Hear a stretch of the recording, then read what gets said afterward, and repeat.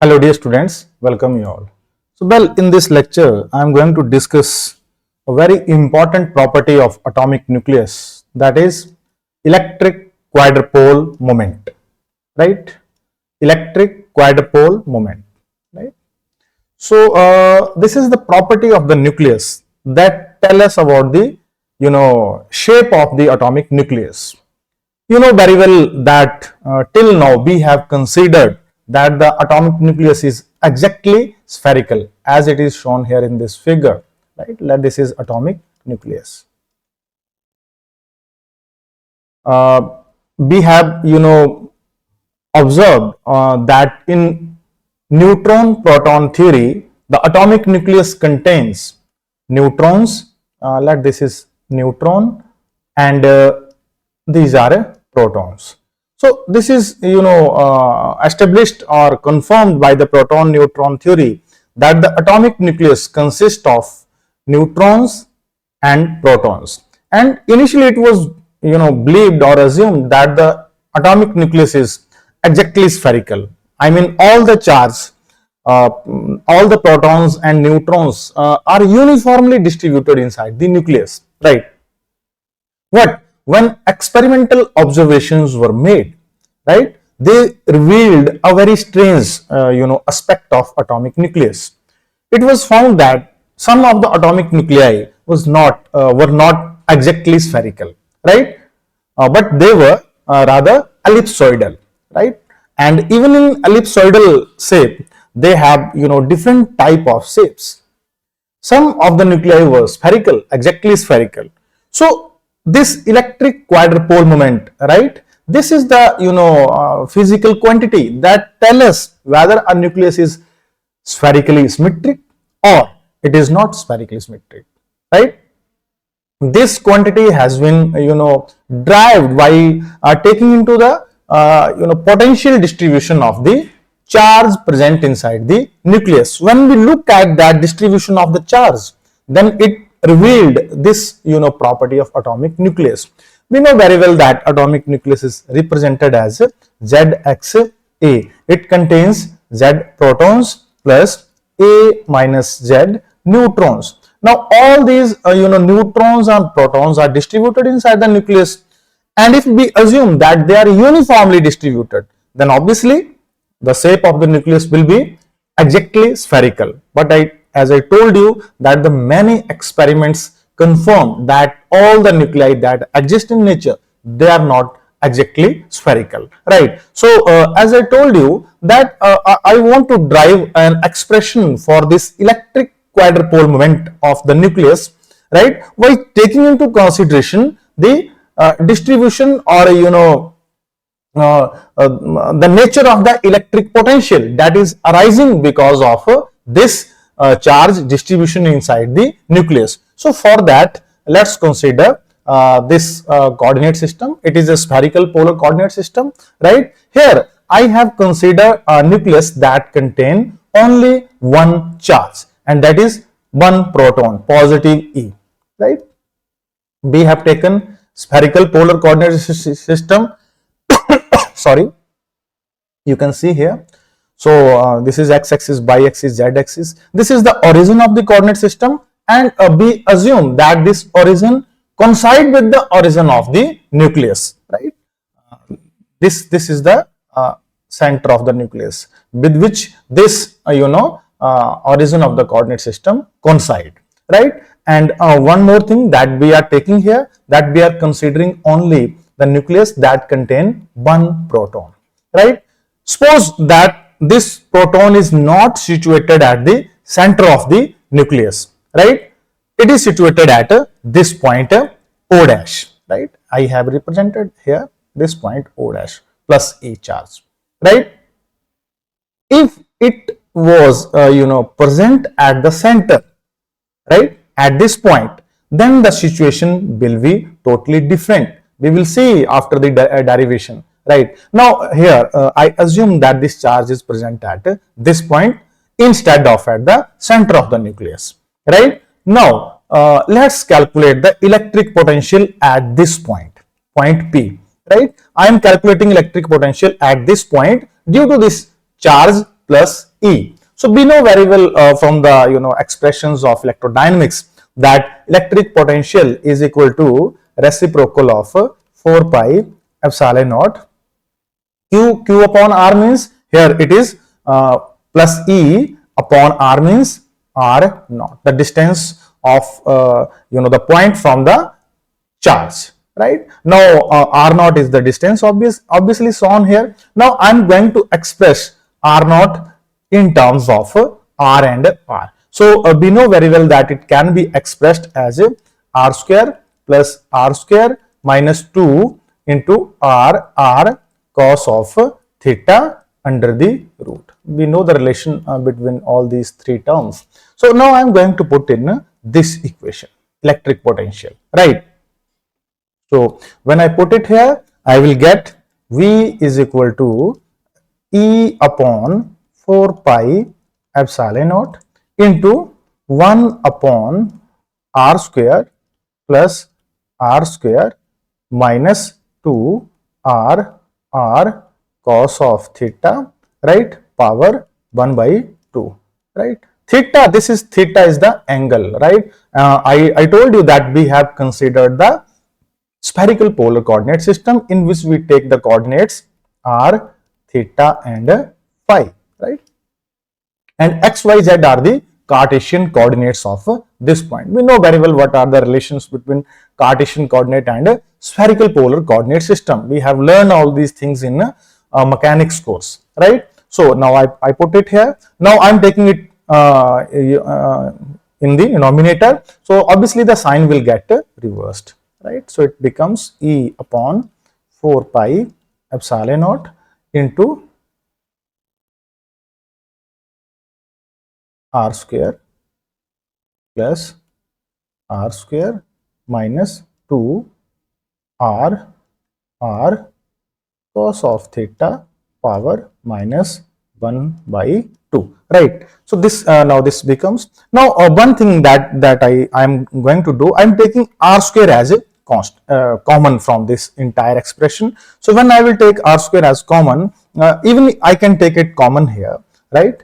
So in this step, when I took r square as common here, before going to this step, I can take r square as common. So you can see if I take the r square as common, then it will become E upon 4 pi epsilon naught. Now r square means the r will come outside the square root term. So into r into 1 upon, now it is 1 plus r square upon r square second term minus 2 r upon r, right, cos of theta power 1 by 2. So now when I will take it into the denominator, obviously this term will get changed.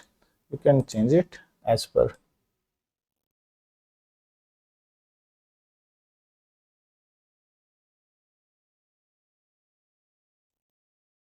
So it will become 1 plus r square upon r square minus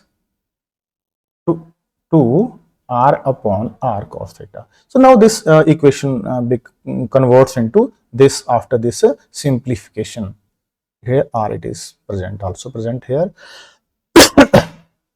Now let this is equation number 2. Right?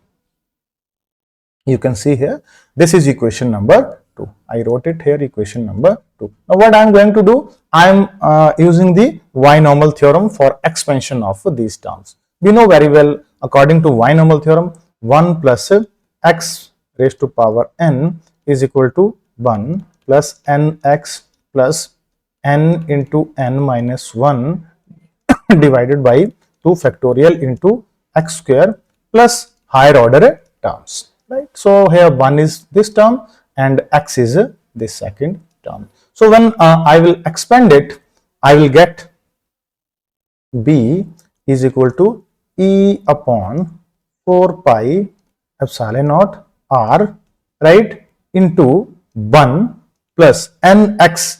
Nx means minus 1 by 2 multiplied by these two terms. So I will get r upon r cos theta, because when I will multiply it with this term, 2 will get cancelled with 2 and minus minus plus into r upon r cos theta plus, right, r square upon r square into 3 by 2 cos square theta minus 1 by 2, right. Now this terms comes, when I multiply minus 1 by 2, so you can see here r square upon r square into minus 1 by 2. So this term is taken in this entire term, and that this term minus 1 by 2 multiplied by this, it becomes r upon r cos theta. It is here plus. Now this term is coming from this next expression, right, when we are taking the square. So it will obviously become cos square theta. This term has been taken from this term. Similarly, the next term will be plus, I am writing it directly, r cube upon r cube into bracket 5 by 2 cos theta, cos cube theta minus 3 by 2 cos theta, plus higher order terms, as I told you. So now this is the expression that I got after expanding this y, this term by binomial theorem, right. I got it. Now when I multiply this inside the bracket, then what I will get?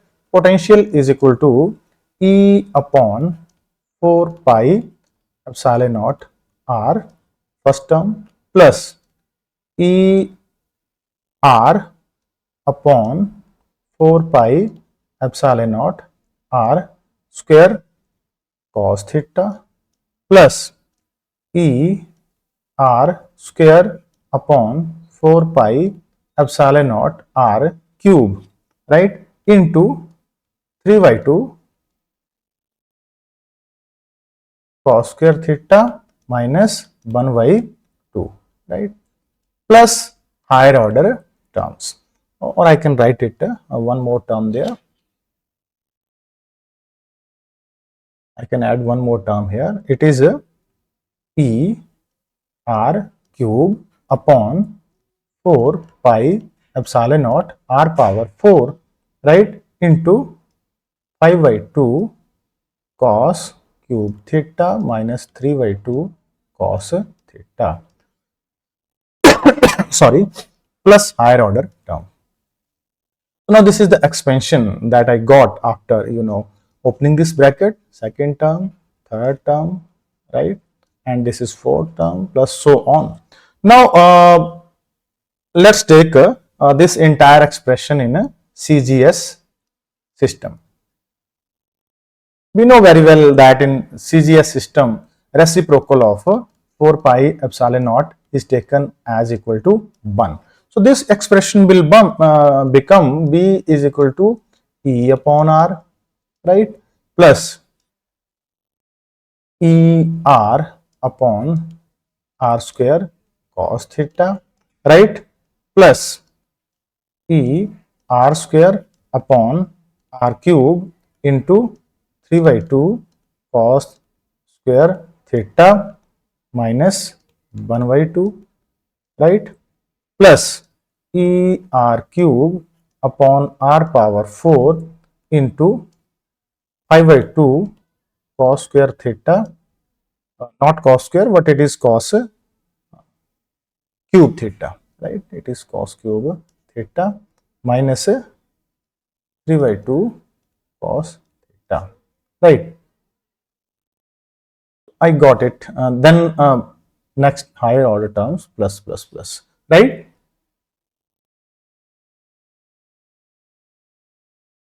So now look at this expression for the electric potential, right.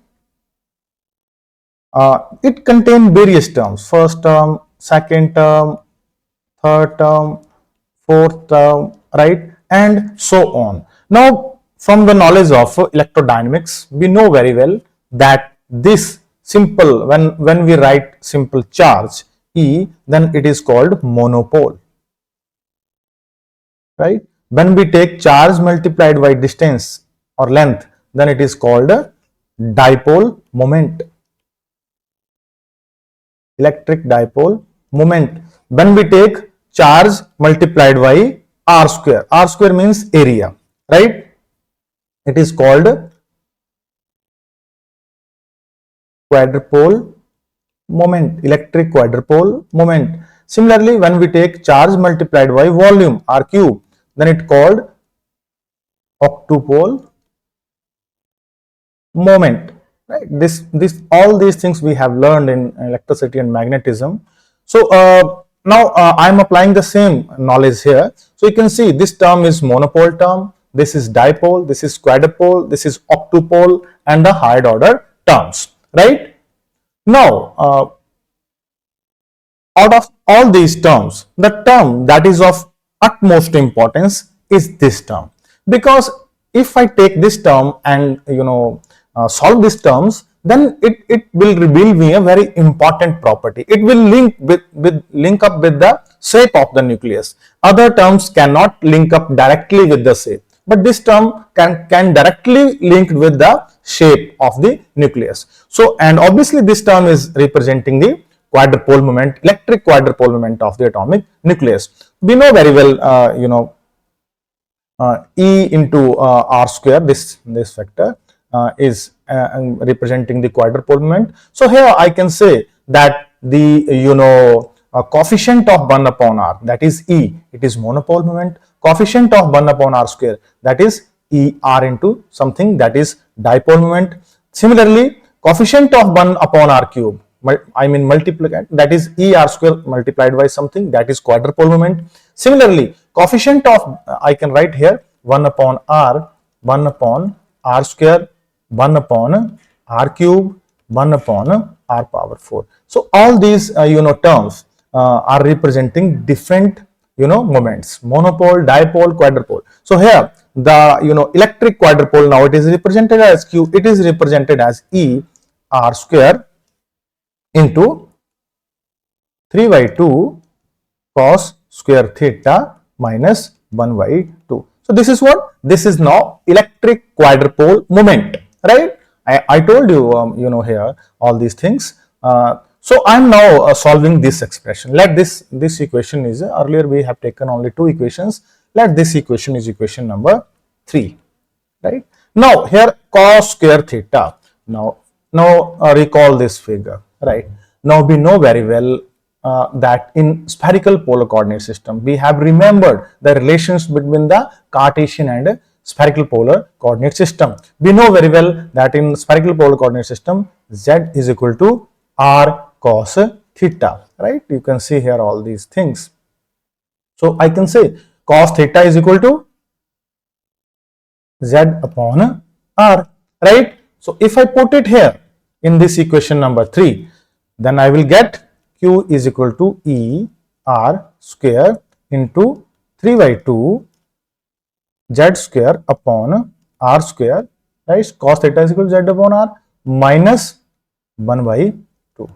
Now 1 by 2 is taken common, so it becomes, right, E by 2, and r square is taken inside, then 3 z square upon r square into r square means 3 z square minus 1 into r square means minus r square. That it is equation number 4. So this is the expression for the electric quadrupole moment, right, arising because of a single charge, single proton that is not situated at the center of atomic nucleus, right, but rather it is situated at a different point, right? Then I have this term in the expansion of the electric potential, that is electric quadrupole moment. Now I will make the discussion of this term, but first of all I want to tell you about the units and dimensions of this electric quadrupole moment,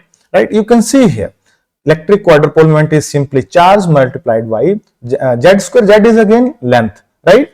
You can see here z is what? Z coordinate, right? So it is again length. So obviously length square, so length square. So if I talk about the units and dimensions of electric quadrupole moments, then its dimensions would be obviously length square into coulomb. Charge is a coulomb. So it has the dimensions of length square means area, right? Area into coulomb. But usually we take the dimensions as of area, but in exactly it is area multiplied by coulomb. Similarly, if I talk about the units, right?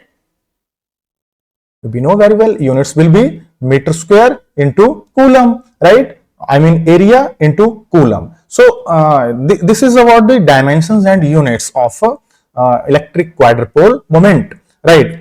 Now we know very well that in atomic dimensions we are dealing with very small lengths of the order of angstrom, 10 raised to power minus 10 meter, or even of the order of 1 Fermi. So in that case, the unit that is used in nuclear physics for the measurement of electric quadrupole moment, that is Warn, right? 1 Warn, VARN, is equal to either 10 raised to power minus 24 centimeter square, or in meter square I can write 10 raised to power minus 28 meter square. So this is the unit that is commonly used for the measurement of the electric quadrupole moment, and actually it is linked with the area. So usually we say that the quadrupole moment is measured in area, right?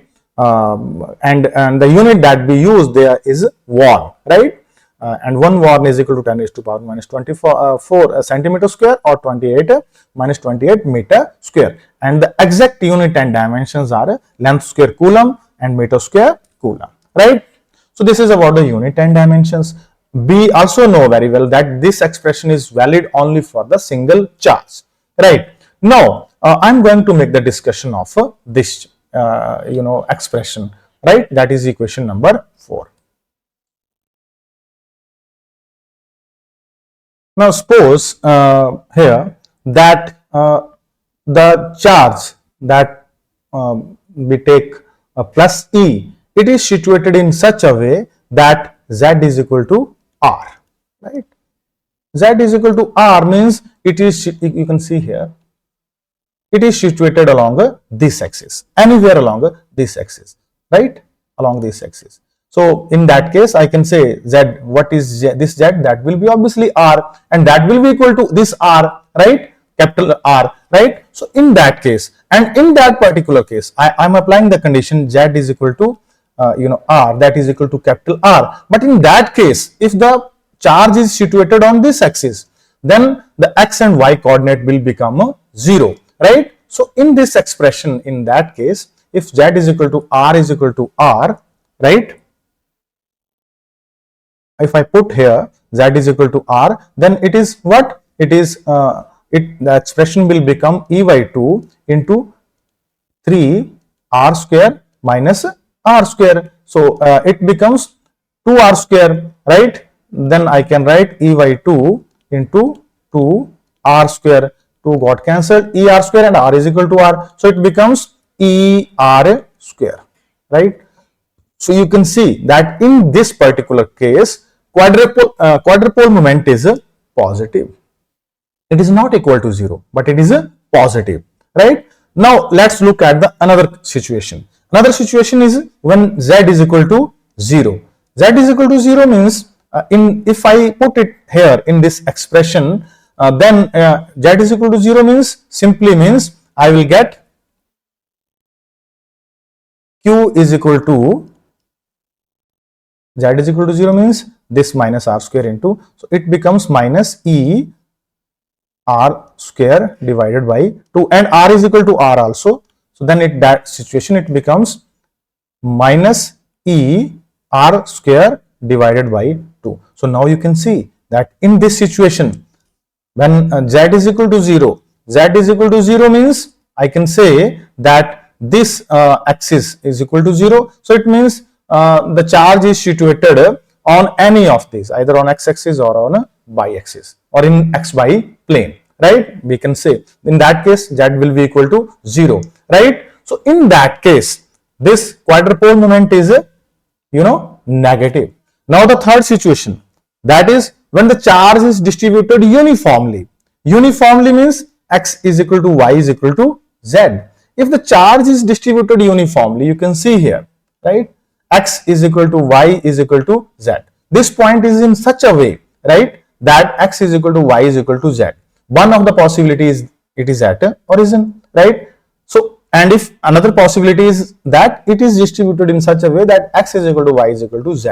So, if I take x is equal to y is equal to z, then we know very well, then r square is equal to x square plus y square plus z square. We know it from the knowledge of relation between the Cartesian and spherical polar coordinate system. So, if x, y, z are equal, then r square becomes equal to 3 z square. I can put x is equal to z square, y is equal to z square, z square, z square. So, it becomes 3 z square. So, if I put r square is equal to 3 z square in this expression, you can see here, right, in this expression, what I will get? I will get quadrupole moment is equal to 0. This is very, very important, right? So, I got 3 different values, negative, 0 and this is positive. So, 3 different situations and 3 different values of electric quadrupole moment, right? And obviously 3 different shapes.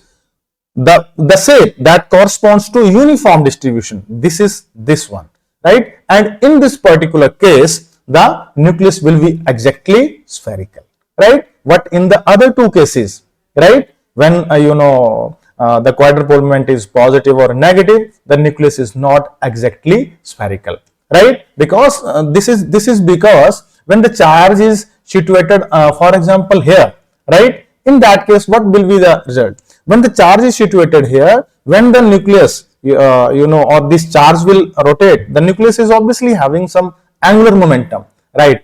Due to that angular momentum or rotational motion, this charge will be, stressed or elongated, right, along the axis of the rotation of nucleus and along the axis of rotation of these protons. So, because of this reason, the shape of the nucleus will get, deformed. It will deviate from the spherical symmetry, right, and we will have either this shape or these 2 different shapes. Now I am coming to these different shapes, but till now we know that if the quadrupole moment is 0, the nucleus is I can say q is equal to 0, exactly spherical. But if q is positive, q is negative, then these 2 different shapes are possible, but we don't know which one is which. So now here I have derived this expression, right, this one.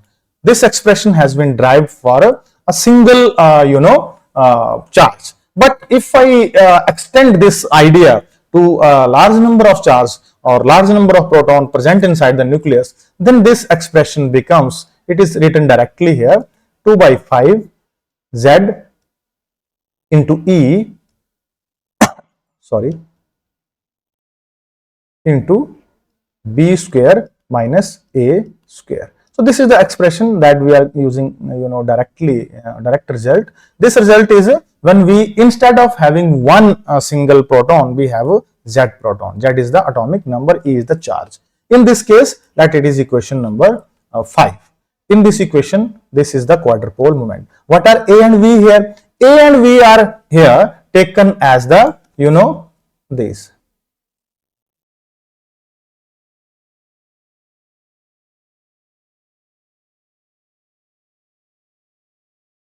This one and right.